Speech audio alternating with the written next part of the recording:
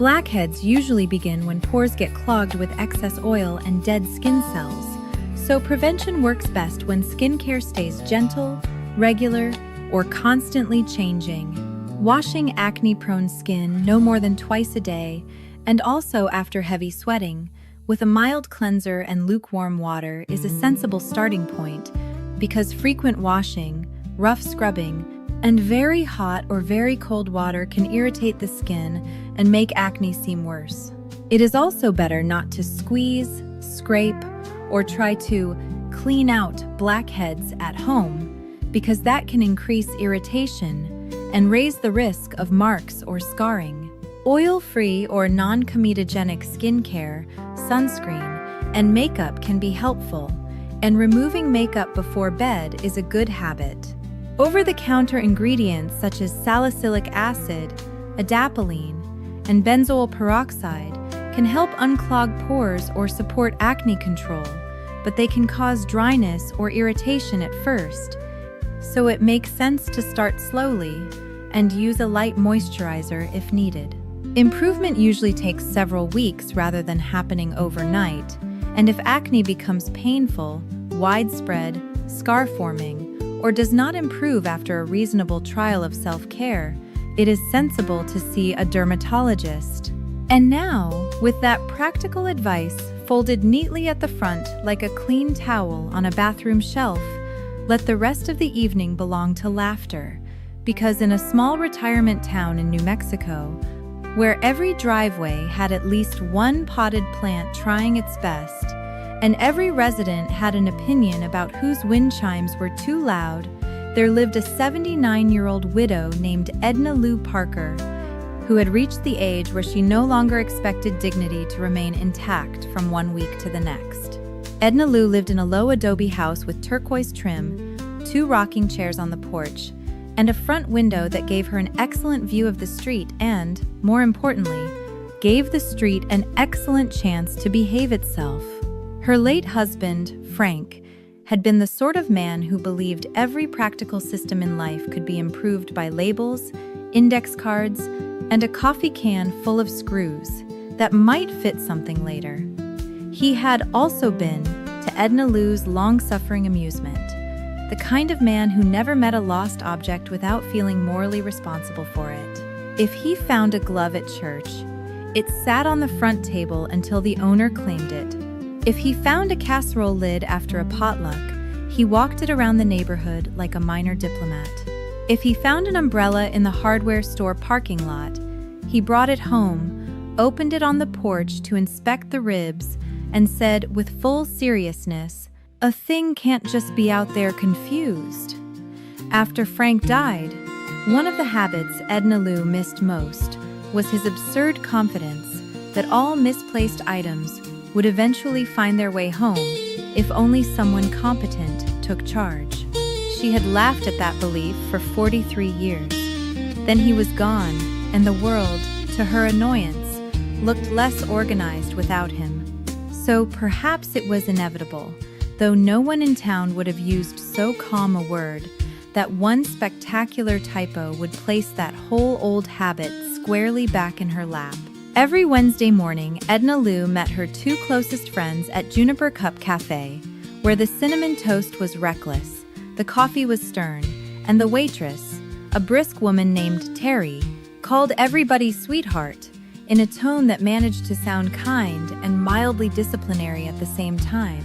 One was Ruby Faye Collins, age 73, retired dental receptionist, owner of a scarlet handbag and a facial expression that made weak stories collapse on contact.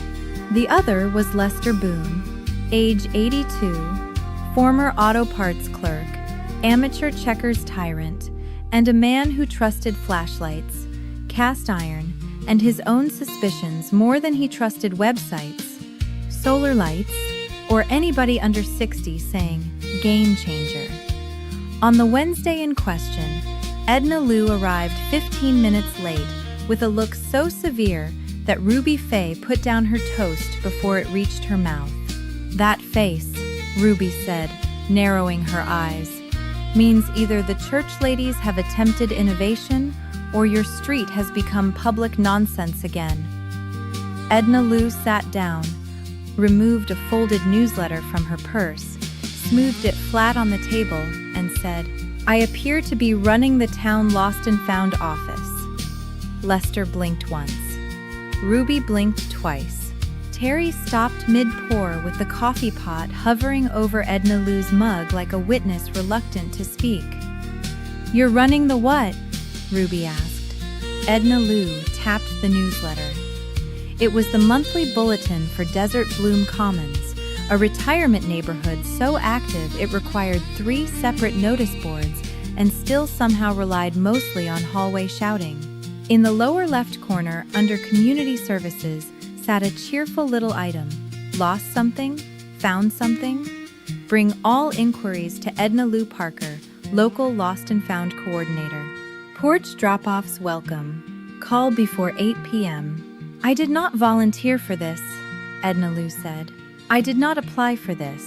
I did not at any point seek to become the final earthly authority on missing cardigans, casserole lids, or orthopedic water bottles."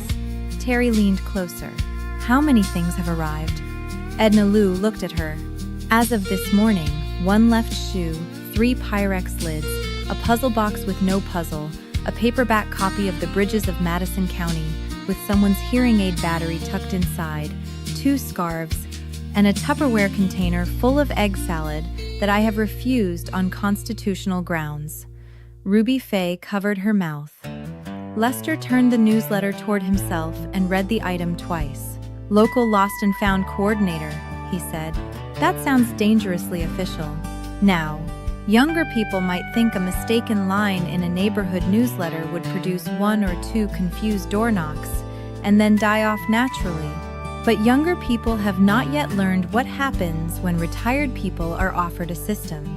They don't examine it. They populate it. By the time breakfast arrived, half the cafe knew that Edna Lou Parker had been drafted into item recovery governance. A man at the counter asked if sunglasses counted. A woman by the pastry case said she had a sweater from 2022 she had never managed to return, and perhaps now was its moment. Terry brought Edna Lou extra bacon for procedural strength. Ruby Faye had already written the object matter across the back of a placemat. "We're investigating," she announced. Edna Lou sighed. "We're eating breakfast." "Both can happen," Lester said, which was exactly the sort of sentence old people use when meddling has quietly become community service.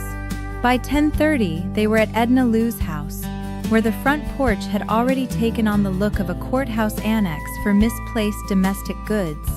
A folding chair held 3 umbrellas in varying states of regret.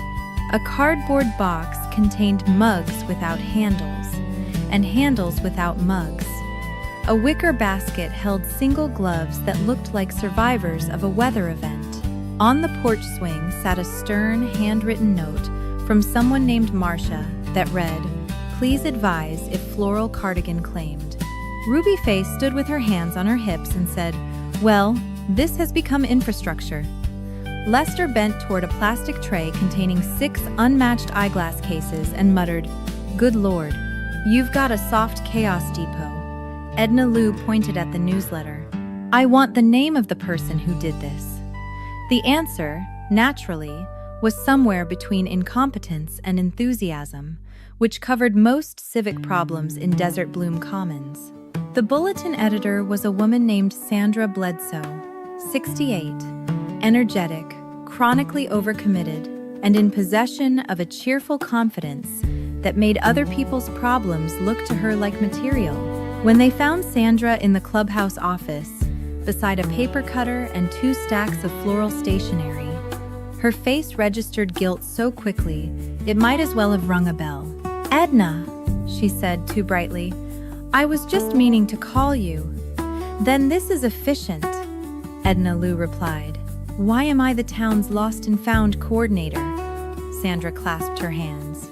"It was a formatting issue."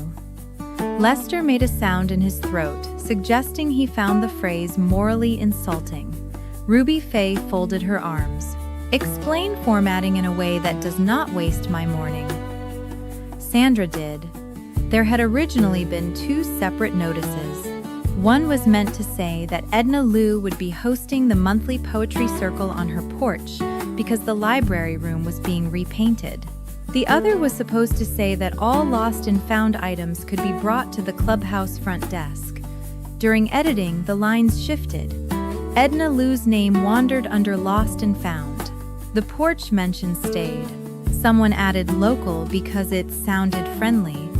Then 300 copies were printed and slipped under doors before Sandra realized she had effectively deputized a widow with excellent handwriting into material recovery management.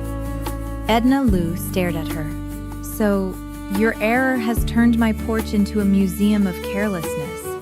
Sandra nodded weakly. "That is, unfortunately, one way to say it." "It is the best way to say it," Ruby Faye replied. Sandra apologized, properly and repeatedly, but by then it was too late. The system had escaped into the community bloodstream. People loved it.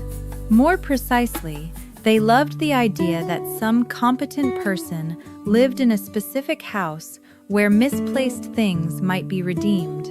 By lunchtime, it was no longer just a mistake. It was an institution. As if to prove the point, while they were still standing in Sandra's office, a man named Howard from Juniper Lane appeared in the doorway holding a fishing hat and asked, "Do I leave found items at Edna's before or after lunch?" Sandra closed her eyes. Lester looked upward as though seeking divine witness. Edna Lou said, "Howard, no. You leave them here. Here, in this office." Under the notice that says, "Clubhouse Desk," Howard squinted. "But the newsletter lied. That should have fixed it." It did not. Because systems built on confusion have remarkable stamina. The next morning, someone left a casserole carrier on Edna Lou's porch with a note reading, "I'm almost sure this isn't mine, but it feels familiar." By noon, a woman from Willow Court knocked to ask if anyone had reported a folding fan with emotional value but no monetary worth. By 3, a retired dentist telephoned to ask whether a missing mahjong score pad counted as urgent. Edna Lou found herself answering, "No, sir, but it counts as real," and then had to sit down because she had heard herself sounding like the very sort of person she was refusing to become. Yet beneath the irritation, something stranger was happening. Each item arrived with a story.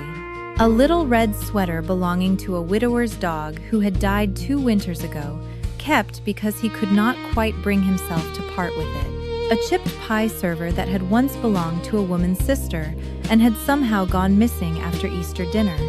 A paperback with notes in the margins from a husband now gone. A pair of reading glasses left in the community room by a man who admitted, with almost painful embarrassment, that he had been too flustered by meeting someone new to remember where he set them down. Lost objects, it turned out, were rarely just objects in a retirement town. They were handles on memory, proofs of routine, little physical pieces of lives that had become smaller, quieter, and sometimes lonelier than anyone said aloud. By the 3rd day, Edna Lou had produced a legal pad, divided it into columns, and begun making a list. Item, found by, possible owner, notes. She hated the fact that organizing it relieved her. She hated even more that she was good at it. Ruby Faye saw the list and said, "Well, there it is." Edna Lou looked up. "What?"